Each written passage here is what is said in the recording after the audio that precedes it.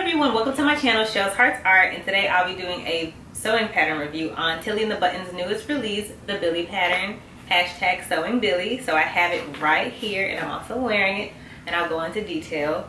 So here's the pattern, and as you can see, super cute. It's a dress version that I'm showing y'all, and it features the cuffs and the regular sleeve option, but you also have the option of doing it in a sweater version and a dress version with the balloon sleeves, which are more poofy and more dramatic. I would say the version I did was more simple, and I really love it for like everyday wear. And this pattern does feature pockets, so if you've never sewn with pockets before, this will be a fun make for you. This pattern is designed for the confident beginner, and I do agree with that. I think beginners will love this pattern. Let's go into detail. When it comes to fabric, fabric suggestions include sweatshirt fleece, French terry, ponte, double knit, interlock, or sweater knit with at least 10% stretch. 10% stretch. I always mess that word up. Yeah, and I think this is very simple make. Very fun. I can see myself sewing this up in many different colors. I will be inserting pictures at the end so you can see more details, because since I am my own camera lady, it's kind of hard to work this camera. I'm not the best when it comes to technology, to be honest, y'all. And then I'll show you guys the layout for the other pattern. So this is the sweater version.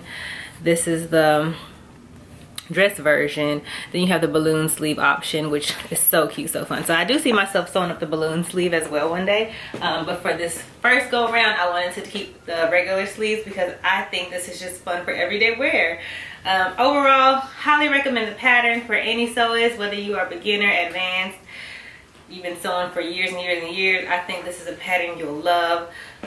Just super fun, and I love the fact that it comes with many different options. You can do this version, you can do the other dress version with the balloon sleeves, you could do the sweater version. So I think that's just great when a pattern gives you many options to work with.